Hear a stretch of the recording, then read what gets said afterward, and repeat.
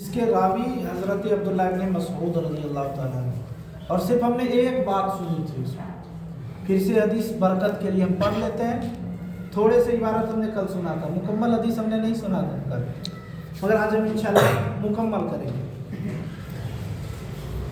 وعن ابن مسعود ان نبی اللہ صلی اللہ علیہ وسلم قال ذات یوم لاصحابہ استحیوا من اللہ حق الحیاء قالوا انا نستحیی من اللہ یا نبی اللہ صلی اللہ علیہ وسلم والحمد للہ قال لیس ذلك ولكن من استحیا من اللہ حق الحیاء فلیحفظ الراس وما وعى۔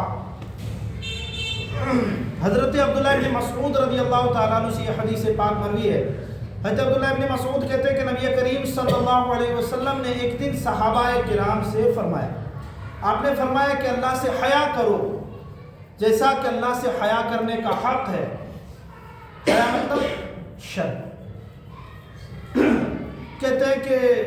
صحابہ کرام نے عرض کیا، یا رسول اللہ صلی اللہ علیہ وسلم، آپ بخوبی جانتے ہیں اللہ کا فضل ہے کہ ہم اللہ سے حیا کرتے ہیں۔ تو قال لیس ذلک، آپ صلی اللہ علیہ وسلم نے فرمایا ایسا نہیں ہے، ولیکن من استحیا من اللہ حق الحیاء فلیحفظ الراس وما وعى۔ آپ صلی اللہ علیہ وسلم نے فرمایا نہیں، ایسا نہیں ہے، بلکہ اللہ سے حیا کرنے کا مطلب یہ ہے کہ آپ نے فرمایا لیکن اللہ سے حیا کرنے کا حق یہ ہے کہ بندہ حیا اللہ سے کرے تو وہ کیا کرے، سب سے پہلے اپنے سر کی حفاظت کرے۔ حضور نے فرمایا چاہیے کہ اس بندے کو اپنے سر کی حفاظت کرے وہ، اور دوسرا کیا، وما وعا، اور آپ صلی اللہ علیہ وسلم نے فرمایا جو اس کے ارد گرد ہے اس کی حفاظت کرے۔ اور کل ہم نے یہ جانا تھا ارد گرد مطلب زبان کی حفاظت، آنکھ کی حفاظت، کان کی حفاظت، اور زبان کہ تو کل ہم نے پوری تفصیل سے سنا کہ زبان کی حفاظت کیا اور کیسے کیا جائے۔ اور زبان کے حفاظت اتنا سن لیں کہ کبھی ایسے الفاظ منہ سے ادا نہ ہو کہ اللہ اس سے ناراض ہو، اور کوئی ایسے لفظ اور شبد استعمال نہ کرے اپنے زبان سے جس سے اللہ کے رسول ناراض ہو، اور کبھی بھی زندگی میں کوئی ایسا شبد اور لفظ استعمال نہ کرے جس سے کسی مومن کا دل دکھے اور تکلیف میں وہ پڑے، کبھی نہیں تو ہو سکتا ہے کہ وہ بندہ دوسرے سے شکایت نہ کرے بلکہ اپنے رب کے حضور رات میں اٹھ کر کے کہ مولا اس بندے نے مجھے بہت ستایا ہے، اس کے الفاظ میرے دلوں میں ابھی بھی چبھ رہے ہیں، اور اللہ کے حضور ہماری شکایت ہو، یہ کبھی نہ کرے۔ اتنا اللہ کے واسطے اتنا اپنا زبان کو کنٹرول میں ضرور رکھیں کہ کبھی کوئی بندہ ہماری زبان کے وجہ سے غائل ہو کر کے اللہ کے حضور ہماری شکایت نہ کرے۔ اپنی زبان پہ اتنا تو لحاظ رکھیں۔ کل ہم نے اس کے بارے میں پوری تفصیل سنی۔ حضور نے فرمایا کہ اللہ سے جو حیا کرنے والے بندہ ہے اس کو چاہیے کہ وہ کیا کرے، سر کی حفاظت کرے، مطلب کسی کے نزدیک سجدہ نہ کرے، کسی کے الحمدللہ مسلمان یہ سجدہ نہیں کرتا، اور اللہ کے فضل سے بندہ اس سے تو مسلمان بچا ہوا ہے، مومن بندہ بچا ہوا ہے کہ کبھی کسی کے حضور کسی کے سامنے سجدہ نہیں کرتا، مگر یہ دوسرے والے معاملہ میں اکثر 99.99% لوگ ہیں نا برباد ہیں۔ اللہ کے واسطے اپنی زبان پر ضبط رکھیں۔ پھر حضور فرماتے وَلْيَحْفَظِ الْبَطَنَ وَمَا وَعَى، آپ صلی اللہ علیہ وسلم فرماتے اور جو اللہ سے حیا کرنے کا کو چاہتا ہے، کوئی بندہ اللہ سے حیا کرنا چاہتا ہے تو اس بندے کو کیا چاہیے، اس بندے کو چاہیے کہ وہ اپنے پیٹ کی حفاظت کرے، اور جو کچھ پیٹ نے جمع کیا ہے، پیٹ کی حفاظت کرنا، ہم تو پیٹ میں کبھی کچھ لگنے نہیں دیتے، کوئی چھری مارنے برداشت کریں گے نہیں کریں گے، ہم خود سے مارنے چلے جائیں گے۔ یہ پیٹ کی حفاظت کیا ہے؟ اللہ کے بندے، پیٹ کی حفاظت کا مطلب یہ نہیں ہے کہ کوئی چھری مارے تو اس کو روک دیں، یہ نہیں ہے۔ پیٹ کی حفاظت یہ ہے کہ اس پیٹ میں کبھی بھی بندہ حرام لقمہ نہ ڈالے، کیا کرے، پیٹ میں کبھی حرام لقمہ، اور لقمہ تو ایک بڑے ہو گئے ہے نا، اس میں ایک دانہ حرام کا نہیں جانا چاہیے۔ پیٹ کی حفاظت یہ ہے، اور پیٹ نے جو کچھ جمع کیا یعنی پیٹ میں جو کچھ جمع ہوا اس کی بھی حفاظت ہونی چاہیے، یعنی جو ہم کھاتے ہیں اس کی بھی حفاظت ہو، اور یہ خیال ہو کہ جہاں سے یہ آ رہا ہے کھانا اس بات کی بھی تحقیق ہو کہ ہم یہ حرام نہیں کھا رہے بلکہ حلال کھا رہے ہیں۔ ابھی اس چیز میں انسان پھنسے ہوئے ہیں، ابھی پتہ نہیں ہے، آتا کہاں کہیں سارا پیسہ تو آ رہا ہے نہیں جمع ہو رہا ہے بس بات ختم نہیں۔ وہ جو ہم ابھی ہمارے پاس 10 روپے آ رہے ہیں آرام کے، اس کے بدلے میں 1000 جاتا ہے، کسی نہ کسی راستے سے نکل ہی جاتا ہے، وہ آج نکلے کل نکلے پرسوں نکلے نکل ہی جائے گا، مگر وہ حرام جو ہم نے کھایا ہے وہ ہمارے جسم میں ابھی بھی باقی ہے، اور جب تک وہ حرام لقمہ اور حرام دانہ باقی رہے گا، یہ آپ کو میں نے پہلے بھی بتایا کہ جب تک پیٹ میں حرام دانہ رہے گا اس کی کوئی عبادت قبول نہیں ہونے والی، چاہے وہ حج پہ حج کر لے نا، چاہے وہ عمرے پہ عمرے کر لے۔ ابھی تو پیسہ جمع کر کے حرام بھی آ جاتا ہے، اس میں بھی مکس کر کے رکھتے ہیں اور عمرہ کرنے جاتے ہیں۔ اللہ کے بندے عمرہ کرنے جا رہے ہیں، کس پیسے سے جا رہے ہیں یہ تو پہلے ہمارے نزدیک پہلے یہ ثابت ہو جائے کہ اچھے پیسہ ہو یا نہ، اچھا ہے تو عمرہ کریں اور حرام تو لائیں ہی نہیں۔ اور ایک وجہ میں بتاؤں، اس دور میں اکثر لوگ شکایت کرتے ہیں کہ میرے بچے نافرمان ہو،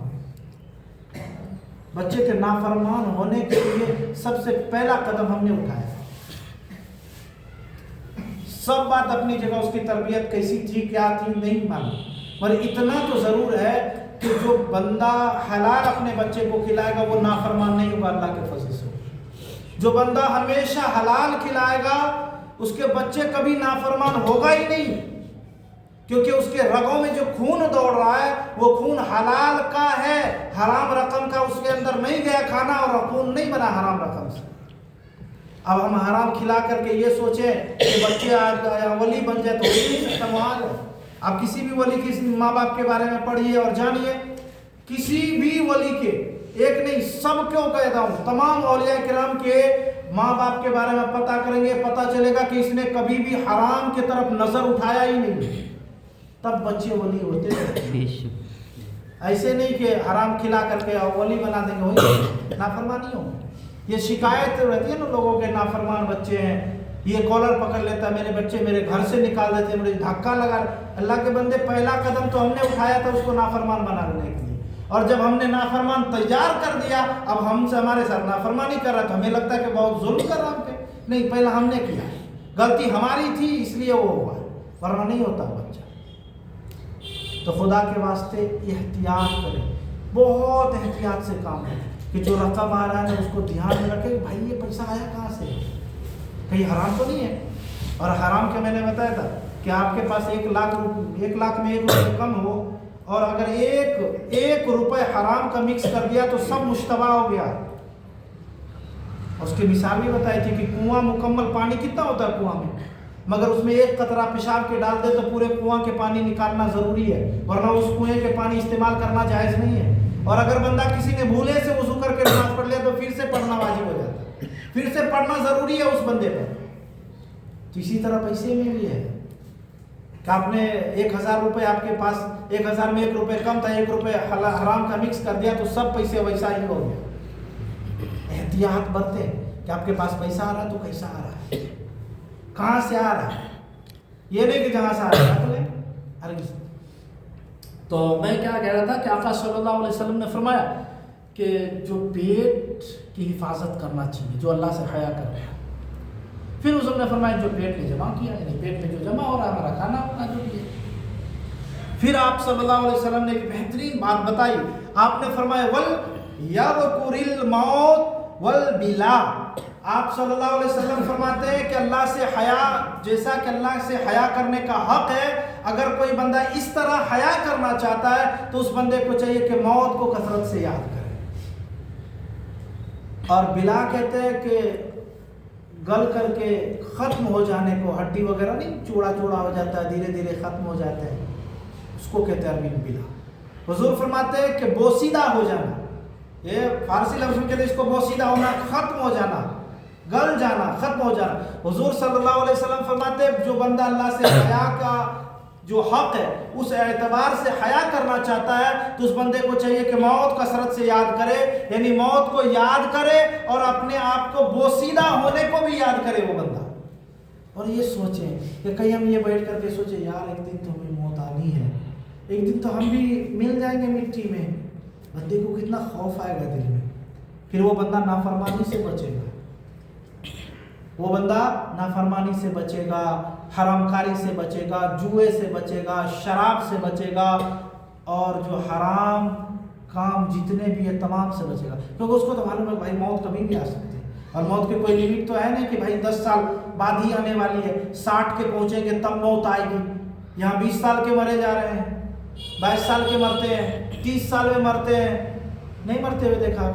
نوجوان جو ہمارے ساتھ آگے پیچھے گھوم رہے ہیں، ہمارے ساتھ گھومتے ہیں، اور پتہ چلا کہ یار وہ تو ابھی تھا، عشاء کی نماز میں شامل تھا ہمارے ساتھ، صبح میں مر گیا وہ بندہ، ایسا بھی ہوا ہے، ہوتا ہے۔ تو موت کو یاد کرنے والا بندہ دور رہتا ہے گناہوں سے، اور یہ اس کا مطلب موت کو یاد کرنے کا مطلب ہم تو یاد کر رہے ہیں بھائی موت تو آئے گی ہمیں، تو جو چاہے کر لو، ابھی موت آنے سے پہلے کر لو، نہیں، موت کو یاد کرنے کا مطلب یہ ہرگز نہ نکالے کہ موت تو آنی ہے بھائی ابھی جو چاہے کر لو، اللہ کے بندے جو ابھی کر لو گے اس کا حساب بھی دینا پڑے گا کہ تم نے کیا کیا ہے، تم نے زندگی کیسی گزاری ہے، اس کا بھی تو حساب دینا پڑے گا نا۔ تو موت کو یاد کریں، اور موت کو اسی لیے یاد کریں کہ اللہ ہمیں گناہ سے بچا لے، توفیق تو عطا کر دے کہ ہم گناہ سے بچ جائیں، کیونکہ موت تو آنی ہے، ہمیں کب آ جائے گی پتہ نہیں، اس سے پہلے ہم توبہ کر کے بیٹھ جاتے ہیں، اللہ سے معافی مانگ لیتے ہیں، اور اللہ بہت جلدی معاف بھی کر دیتا ہے۔ میں نے کئی بار بتایا یہ بات کہ اللہ ناراض بندے سے بہت دیر سے ہوتا ہے، جلدی دیر اللہ ناراض نہیں ہوتا بندے سے، مگر اللہ تبارک و تعالیٰ اتنا پیار فرماتا ہے، اللہ خود اعلان فرماتا ہے کہ تمہارے رب کے حضور سے کسی اور نے بہکایا، تم بہکے نہیں ہو، بہکایا کسی نے، آؤ اپنے رب کی طرف۔ تو جب اتنا پیار اللہ فرماتا ہے پھر بندہ موت کو یاد کرے گا تو اسے تو توبہ کی توفیق انشاءاللہ ملے گی، اور موت کے خوف سے وہ توبہ کر لے گا، اور اللہ ایک دن اس کو سچے توبہ کرنے کی توفیق بھی عطا کر دے گا، وہ تمام گناہوں سے بھی بچ جائے گا۔ پھر اللہ تبارک و تعالیٰ ناراض بہت دیر سے ہوتا ہے مگر مان بہت جلدی جاتا ہے۔ اللہ ناراض ہم سے بہت دیر سے ہوتا ہے، جلدی ناراض نہیں ہوتا، بندہ ہے نا گناہ تو کر لے گا، مگر اللہ تعالیٰ کے حضور بندہ آ جائے پھر اللہ بہت پیار فرماتا ہے، میرا بندہ ہے ناراض میں ہوا، اللہ تبارک و تعالیٰ پھر اس بندے سے پیار بھی فرماتا ہے کہ ایک مرتبہ آئے حضور اللہ کے اور کہ مولا مجھ سے غلطی ہو گئی مجھے معاف کر دے، بس اللہ تبارک و تعالیٰ معاف بھی کرتا ہے، اور ایسا نہیں ہے کہ معافی نہیں کرتا ہے، اللہ تبارک و تعالیٰ اس بندے کے گناہ کو ثواب میں بھی بدل دیتا ہے اپنے مشیت۔ اللہ ناراض بہت دیر سے ہوتا ہے، مانتا بہت جلدی ہے اللہ کو منا لیں، ابھی موقع ہے، کوئی نہیں جانتا صبح کون کرے گا، کوئی نہیں جانتا صبح کون کرے گا۔ حضرت عبداللہ ابن عمر کی روایت اس سے پہلے ہم نے سنی ہے، حضرت عبداللہ ابن عمر نے کہا نا کہ شام کر لو تو صبح کی انتظار نہ کرو گے، صبح ہم جگ ہی جائیں گے، صبح ہم کر ہی لیں گے، اور جب صبح کر لو تو شام کی انتظار نہ کرو گے، ہم شام کر ہی لیں گے۔ ہو سکتا ہے کہ رات میں ملک الموت آئے، روح قبض کر لے، ممکن ہے کہ نہیں؟ حضرت عبداللہ ابن مسعود نے کہا تھا ایسا نہ سوچو کہ صبح کر لیا تو اب شام بھی کر لیں گے، شام کر لیے تو صبح کر لیں گے، کوئی تو ایسا شام آئے گا یا کوئی ایسا دن آئے گا، صبح ایسی آئے گی کہ مسجد کے مینار سے ہمارے بھی نام لیے جائیں گے کہ فلاں شخص آج انتقال ہو گیا، اللہ کی رحمت میں پہنچ گیا، آج جنازہ کی نماز پڑھی جائے، ہے کہ ہمارے بھی اعلان کیے تھے۔ اللہ کے واسطے موت کو کثرت سے یاد کریں، گناہوں سے دور ہوگی انشاءاللہ، اور موت کو یاد کرے بندہ تو الگ بات ہے، اس سے نیکسٹ لیول کی بات یہ ہے کہ بندہ یہ سوچے کہ میں بوسیدہ ہو جاؤں گا، یعنی میں ختم ہو جاؤں گا، مل جاؤں گا مٹی میں، میری وجود ختم ہو جائے گی، میرا کچھ نہیں بچے گا، یہ سوچے نا بندے، اور تنہائی میں سوچے تو اس کو اللہ انشاءاللہ اللہ توفیق دے گا ضرور کہ وہ توبہ کر لے گا گناہوں سے۔ تو اللہ سے حیا کرنے کا مطلب یہ ہے کہ بندہ کیا کرے، موت کو کثرت سے یاد کرے اور اپنے آپ کو مٹ جانے کے کو یاد کرے، یار میرے ابھی دیکھتے ہیں ہم کتنے پروڈکٹ استعمال کرتے ہیں، یہ کرتے وہ کرتے جسم کو خوبصورت رکھنے کے لیے، سوچیں کتنے خوبصورت جسم کو ہم بنا کے رکھتے ہیں، ایک دن مٹی میں مل جانا ہے، ختم ہو جانا ہے۔ یہ خوبصورتی اپنی جگہ ہے، مگر یار مٹی میں مل جانا، اس کو بھی یاد رکھنا کہ پروڈکٹ ختم ہو جائیں گے، مگر اس جسم کو مٹی کھائے گی اس وقت کے لیے ہم نے تیاری کیا کی ہے، یہ بھی خیال میں رکھنا چاہیے۔ حدیث پڑھ لیتے ہیں پہلے، پھر آپ صلی اللہ علیہ وسلم فرماتے ہیں من اراد الآخرت ترک زینت الدنیا فمن فعل ذلك فقد استحیا من اللہ حق الحیا۔ آپ صلی اللہ علیہ وسلم فرماتے اور جو بندہ آخرت کا ارادہ کرے، ارادہ کرنا مطلب وہ بندہ جانتا، ہم تو الحمدللہ جانتے ہیں کہ آخرت میں ہمیں جانا ہے، بے شک تو ہمارے آقا صلی اللہ علیہ وسلم فرماتے جو بندہ آخرت کا ارادہ کرے اور جو بندہ یہ سمجھیے کہ جو بندہ یہ امید رکھے آخرت میرا بہتر ہو دنیا سے، تو وہ بندہ کیا کرے؟ آپ صلی اللہ علیہ وسلم فرماتے ترک زینت الدنیا، دنیا کی خوبصورتی کو وہ چھوڑ دیتا ہے اور دنیا کی یہ رنگا رنگ تمام چیزوں کو چھوڑ کر کے صرف اور صرف اللہ کو راضی کرنے کی کوشش میں لگ جاتا ہے۔ اور ایسا نہیں کہ یہ ہمارا اچھا لباس پہننا اور عمدہ سواری رکھنا یہ کوئی گناہ نہیں، یہ حضور نے فرمایا ہمیں،